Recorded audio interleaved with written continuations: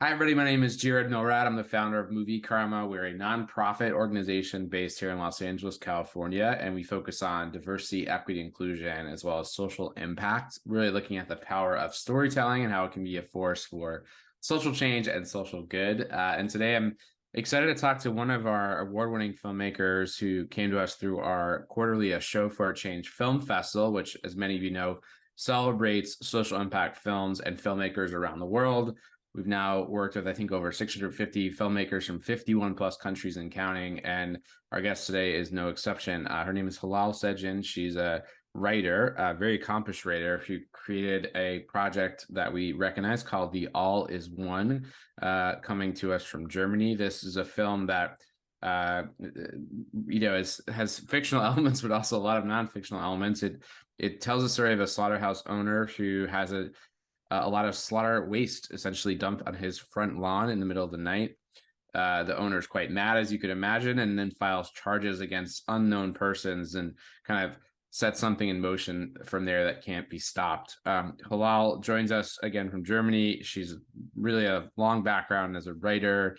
I'm excited to dive into some of her story. She's one of the few Muslim authors who reports for national newspapers in Germany and has dealt with many issues, including feminism, Islam, Islamophobia, as well as animal ethics. So excited to have Hilal on. Hilal, thanks so much for being on our podcast. Great to have you on. Thank you.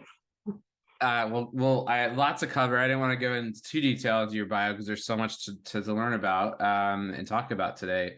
Could we start, Hilal, if you'd indulge us with a bit of your journey? Tell us sort of how you were inspired to become a writer and get into this filmmaking space. Becoming a writer was not planned at all. I became a journalist. I studied philosophy and I just started to write and noticed that I kind of wasn't well a bit good at it, and I just liked it. I like to explore different kinds of texts and articles and books, and I write nonfiction and fiction. And the filmmaking was it came to me by accident because I think the producer wanted someone who has some experience with the animal ethics topics or the exploitation of animals and veganism and animal rights stuff. And so he contacted me, and actually I had an idea, as you say, in my drawer, which didn't really develop into a novel. I hadn't developed for some years now. Oh, that could be a film. So, and I really love to do it. That's very cool. It definitely has a lot of cinematic elements to it. But I'm curious too about your upbringing. I understand you're the daughter of Islamic scholars, and you have German, Turkish citizenship. Did that I mean, I guess curious about that upbringing in terms of how it impacted your view of the world and the kinds of topics that you're interested in, including maybe animal ethics. Hmm. Well, I was raised as a Muslim, and I am a Muslim, and my parents believers. I am too. But when I went to university, I studied philosophy in Frankfurt, which is kind of Marxist tradition, Frankfurt School and all that stuff. And I kind of understood that religion is something very stupid, and I was not supposed to do it. It's metaphysics and all that stuff. And so I tried to abandon religion for my life, really. But it did not work out for me. I mean, I became a secular philosopher, so to speak. I write books in that way. I write articles, and it's completely natural for me to do secular argumentation and discussion.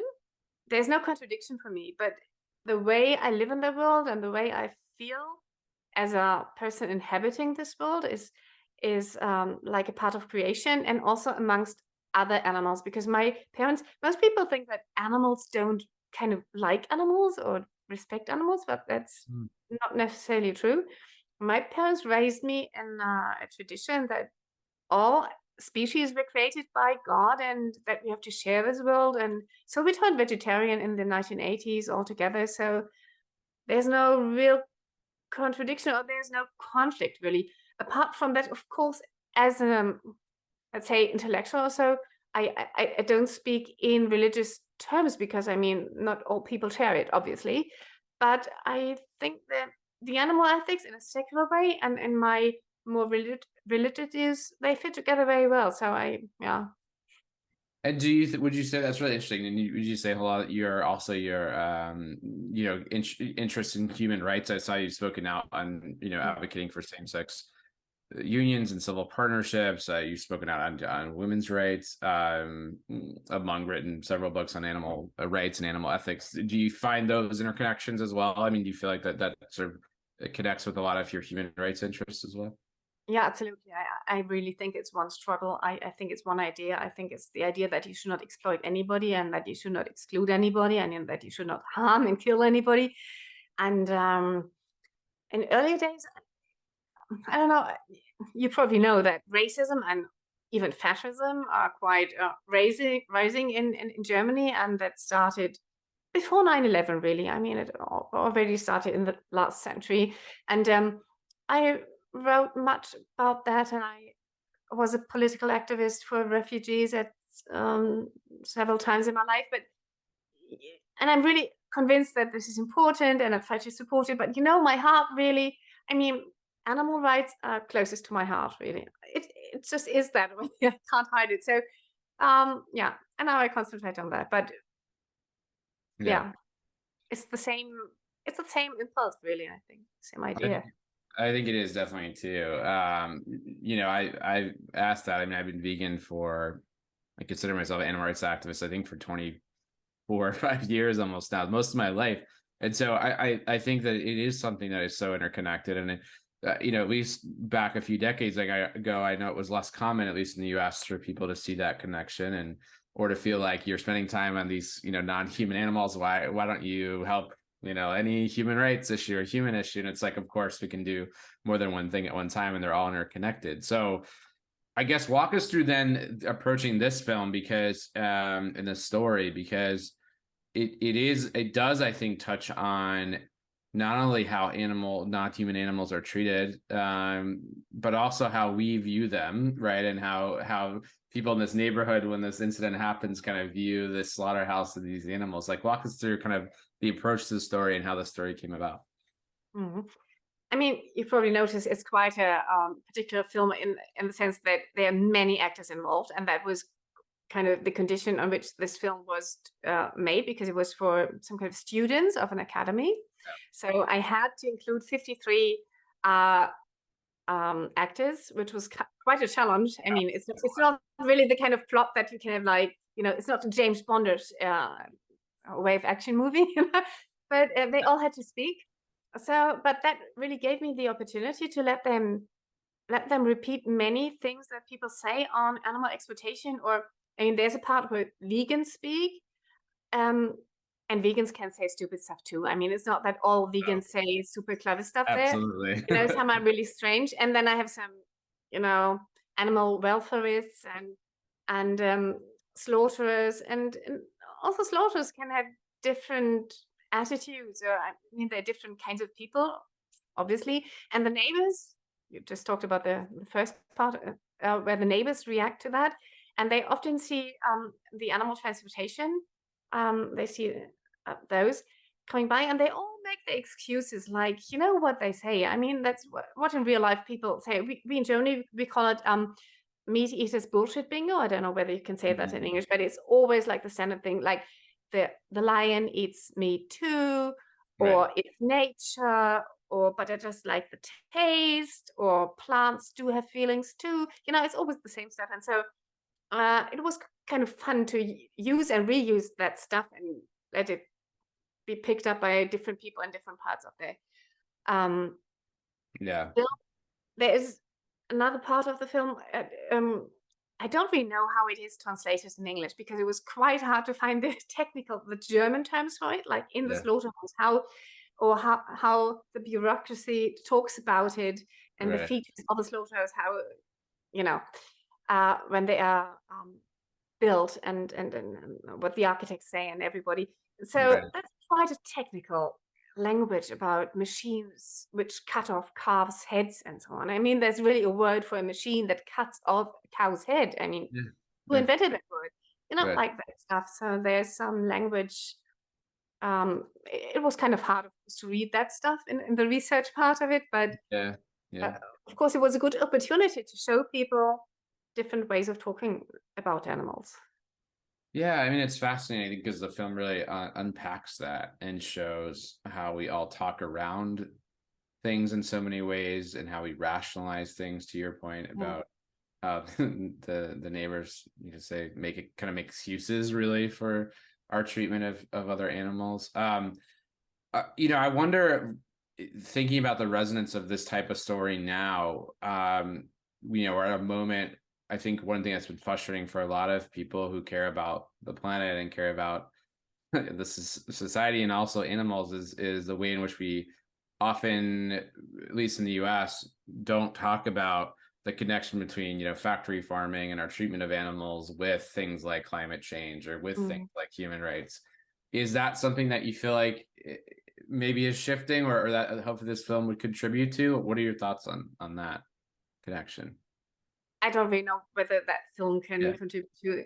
I mean, I don't know about that, but yeah, and the discussion, at least in Germany, I don't really know. For a time, I was really hoping that the whole idea of animal rights would come in handy here because it's so obvious that we have to change the ways humans eat in order yeah, to first feed all humans and second not to ruin this earth completely. I mean, that's so obvious, but it seems to be very difficult to make the connection. I mean, we talk about, scarcity of land and water and everything. And the first idea would be to say, okay, then let's not do this factory farming. I mean, we could save so much water, land, and everything.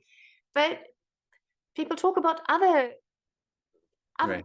tinier parts of the whole industry. So I don't really get it. I mean, there's a lot of, you call it rationalization, or maybe it's, I don't really know. Maybe Yeah, people don't want to leave their comfort zone, but at the moment it's a bit frustrating, really. I mean, that things are not really taking up speed or so. I thought they would, but not at the yeah. moment. Mm. Right. Yeah. No, I was interested just to ask you about that. I mean, there's obviously an increase in interest in Mm. the size of the plant-based food industry, for Mm. example. But obviously, a lot of these practices continue around the world in terms of treatment of farmed animals specifically. Um, I was also going to ask you, Halal, but sort of go back in for a second. I mean, how has this passion for animal rights within you emerged, and how has it grown? I mean, through making this project and some of your other writings, like walk us through that kind of, if there's been an evolution for you of your views on animals, or where did that kind of stem from? Well, I think with me it was rather classical. I just loved animals, and I fell in love with the neighbor's cats because my mother never allowed me to have an animal because well, she was against cages, which is very good, I have to say, but I did not share that opinion when I was a child. Um, so I loved animals, and when I turned vegetarian, when I understood that the cows that I liked on the meadow were the same animals which I had on my plate and all that stuff. And then at university I did animal ethics, and later on, I did not become a vegan, by the way, until I moved to the countryside, which is like 16 years ago. I was one of those vegetarians who just don't want to see it. And I was like, oh no, I don't eat animals. That is enough, and I just did not care about how the whole stuff was produced.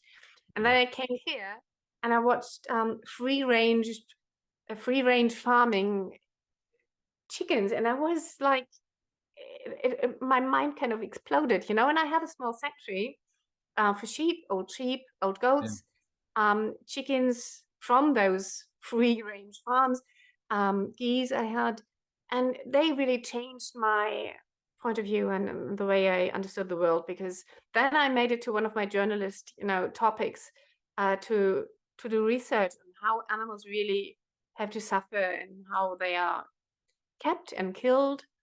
And by the way, you mentioned factory farming several times, and I completely agree that this is a horrible thing that we do to animals today. But I also see a big problem that people only say factory farming is a problem and not using and exploiting animals in general. Because at Yeah. least in Germany, people say, okay, everybody, I'm totally against factory farming. I only eat happy chickens. And I say, okay, if chickens are happy, then don't eat them. So I think you always have to think again of the excuses the other one can make, and we also have to put some strong moral argumentation in there. So there was a more journalist part in it, how are animals kept? And then a more like philosophical thing to say, Mm. it's wrong, it's plain wrong, so. Yeah, But that's a great point. Just about the exploitation in general and specificity is the problem. And I think that's spot on. We see it in the film too. Again, of the excuses there, the rationales that people try to get around that. I'm curious in the research for this film. You mentioned a bit earlier, but how you had to research technical terms that are used in slaughterhouses, and what was that process like? I mean, if you could expand on that in terms of the research that you had to do for this project, and like, I mean, as you alluded to earlier, I imagine some of that was challenging just from an emotional mm, level of learning about that. yeah, it always is really. And as a journalist, I often read like magazines by chicken farmers or pig farmers, and this is so shocking because it feels like the whole horror is completely plain in there. They don't even try to hide it because it's best practice to them is Right.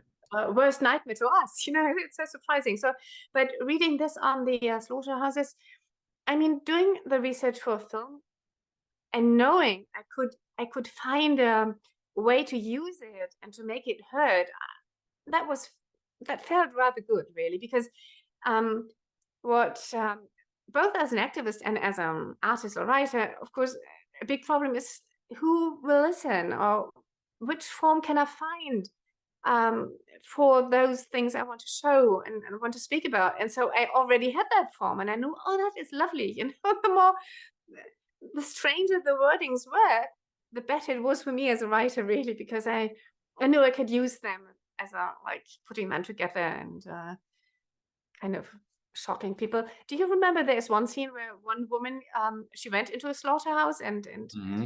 off the yeah, that was really a friend of mine, and she told me about it. It was completely awful for her, of course. She was devastated, and afterwards, all of them, they were visiting a slaughterhouse, like 10 people or so, animal welfareists or so.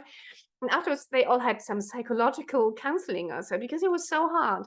But she Mm. told me, and I asked her, can I take this? Can I use this? And it's so good to finally, you know, give this voice and yeah, someone to listen to, or a place where it can be listened to. So that was not so challenging. That was more, yeah, a good feeling, a good part of the word in the work. Mhm. Yeah, to be able to harness that and show, hopefully have an impact on other people too through this story. Um, I'm curious on that point, like what the impact has been as you've screened the film, and obviously we recognize it as part of our film festival. But what has the impact been, or what has the reaction been from audiences that you've been hearing? I can't really tell because the reactions are, of course, many animal writers watched the film and gave us great feedback, and they recognize the stuff, of course. But an old colleague of mine, whom I actually really respect a lot, and I do appreciate what he does, but he called it propaganda. He, I said, what is propaganda? Propaganda is something that a country or a state or an administration pays for in order to deceive people or trick people into doing something. So that is propaganda. What we do is to show something to make you think and to show some contradiction. Something completely different. And to see that a very clever, very smart colleague of mine who's eating meat and does not want to change it Sure. ever calls it propaganda, again, of course, tells me, you can't reach everybody. I mean, you just can give a suggestion or a tiny idea, but what people think about it, you can't really. Maybe you can influence it, but not directly. So those were the reactions. Some liked it, and someone else said propaganda. Mm. Yeah, well, I think that says a lot about the sayer, the person saying it, and maybe more than the reality. And I think a lot of facts are propaganda until they're acknowledged as facts, or truths, right? Um, I guess on a point of people listening to this conversation who maybe aren't, I have a lot of friends, of course, who are not fully plant-based, and people in my family who are not fully vegan. maybe don't want to be or feel like they can't. I also have a lot of friends who feel guilty that they're not doing enough. So I just wonder how you would speak to folks listening to this who might say, hey, I want to do more. I have a sense that farmed animals specifically, are not treated well at all and exploited in this way. What would you say to people who wonder, in watching this film or hearing about your work, like what can they do in their daily lives to maybe do at least a little bit more than they're doing now? Well, I would really recommend everybody to try to live plant-based, but guilt. Guilt is a difficult feeling, and many people feel it, but the reaction is they want to get rid of it completely. And so my personal idea is that we all feel guilt about something, and it's part of the life. It doesn't have to be, it doesn't have to be like tyranny or so. We don't have to abandon ourselves or hate ourselves for it. But yes, of course, we ruin a lot of stuff and we harm other people all the time. Guilt is a part of our lives, and we can think about, can we do it in a better way? Maybe I can, maybe I cannot, and then I can change it. And because I think guilt is one problem in turning vegan, for example, because you think, okay, if I start thinking about that, what else will I see? Will I feel what I sometimes felt when I saw something, watched something on television, or thought about it before? You have to accept those feelings, and they are uncomfortable. And so I would say, okay, accept the feelings, but you don't have to hate yourself for it, or you know what I mean? So Yeah. just let them, it's just normal to feel bad about it. Don't beat yourself up. Try to do something. And because most of the time, I think in big moral and political changes, also with other problems, we feel like completely overwhelmed because none of us can do everything right. I mean, we're only one tiny person, yeah, of quite a lot of people out there. Oh, we're very tiny. We can't do much. We feel so overwhelmed that we don't do anything. And that, I think, is we freeze, in guilt and fear. And I think that is a situation where we should move out. We should move forward. Yeah, absolutely. You could move out of that fear and guilt and move into action or curiosity, right? To figure out what can each of us do to make the world a little bit kinder, hopefully for others. And go ahead. No, go ahead. I just wanted to say that most people really, I mean, not everybody has to love animals, but most people do respect animals. And, I've never heard a person who said, oh, let's kill as many animals as we can. Most people say, okay, I try to eat less. And, so I assume that most people do feel more comfortable if we stop this mass killing, which it is, because people do feel it's not so good. And you gain something by it, It's not a perfect world, but it can get better. It can, yeah, and it has in some ways, right? I mean, I think the awareness, I've seen in my own life, the awareness of how farmed animals are treated and the interest in eating plant-based and so forth has certainly changed, I'd say, for the better. But it is obviously a big problem that we're facing. I was going to ask you on that point about, you mentioned you have a sanctuary, and I think that's so fantastic. I've taken friends and family to sanctuaries here near LA for farmed animals. I think my teen years went to like a pot-bellied pig sanctuary near where I grew up and volunteered there. Like, I love sanctuaries. I love what they do, and they can be so impactful for people. So I wonder if you just talk about that, what it's like to to have your own one, and what should folks know about that? So it's a hard day to be asked about that, because today I had to say goodbye to an animal, to a sheep, which was very dear to me. Julchen, a sheep which I raised with a bottle. She was born 16 years ago, so she was quite an old sheep, and we really fought for her health and life for the last 3 months, but we just lost it, and so she had to be euthanized. And there's so many hard moments, caring for somebody. And I'm not used to taking care of somebody as a philosopher. I'm not a natural nurse or something. I had to learn that, that's ambivalence and the feelings and the sorrow and the compassion. It's quite hard sometimes. But of course, there are many beautiful moments, and also it's a place to relax, kind of. When you do that activism and journalism and all the hard stuff and all the ugly stuff, and it's good to come to a place where you can see, okay, they can just be, they can just live their way Yeah. and their life the way they want to, and so that's say good.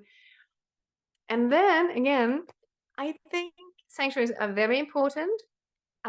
We struggle for the individual there. It's every life counts, every life matters. So that's a very explicit ethics behind it, and it's important to do that, because in the animal industry, animals are only counted in tons and not in billions maybe, but only in tons and every. Right. So it's important we do it, but it's not utopia. It's only a part of the world, and it's not a perfect place. It's not free of speciesism. It's not free of hierarchy. It's not free Yeah. of domination. It's not a perfect place. It's important. It's an important step, though. Good points. Yeah, it's not perfect, but it's obviously in some ways. I mean, I would say you're reacting to a very imperfect world and a very cruel reality for so many. And mm, Go ahead. my animals now, they get older. I told you she was 16, so all my animals, she was supposed to get 15 years old. So I have many who are 16, and one even is 22. So many of them are a bit handicapped, or they look a bit like hunchback or Yeah, something. sure. It's not perfect. They're old people, and it's so important to learn that too. It's so important to learn that and undo our own ableism, which we have against animals and humans, of course, and to understand age, or watch age come. Let animals come into age too. It's so easy to have postcards with little lambs. Everything is beautiful. They're jumping around. Okay, but then they get older. They are limping, but they still like to live their life. And that's an important lesson too, I think. Very important, and we definitely warehouse and mistreat our elderly humans as well. It's certainly yes, and our society and culture, as you said, is fixated on really youth across the board. So great points there. I guess my last question, Hilal, is just around what's next for you and what projects are interesting to you moving forward. Do you want to keep going, in this film making world, or do you want to continue to write on, novels or otherwise? Mm. So as I said, the political times are a bit complicated, and even I'm a bit pessimistic about that. So sometimes it's hard to even do anything, and I think the next 1 or 2 years will be very hard for me, because I will have to say goodbye to many more sheep. But apart from that, a very important other topic for me is like nature conservation and environmentalism, Yeah. because in those projects, people mostly talk about nature and include animals as if they were just the environment of us humans. But then, really, the animals are inhabitants of the earth too. And it's not only about species, or like rare species, or but it's also about individuals who have rights, who have a right to live in the forest, on the meadow, in our gardens, all that. So there are many challenges there, and I would like to think about that more and learn more about concrete political environmental projects, because I think that at least in Germany, hunters are really do have a lot of power there, and you don't often hear about that in public, but I think they do have a lot of impact on the actual politics. So I would like to understand that better, but it's a bit difficult to understand. Yeah, a lot to unpack there, but I love that you're diving into those spaces, and definitely very curious to see where that goes, because certainly hunters and others in the US have a lot of power as well in that space. So excited to see what comes out of that. Well, Hilal, it's great having you on the podcast again. Our guest today, Hilal Sezgin. The project is The All Is One. It was celebrated as part of our Show for Change Film Festival, and it's a fantastic film. I hope folks will be able to check out really soon. Hilal, thanks again for being on the podcast. It's great having you on. Thank you.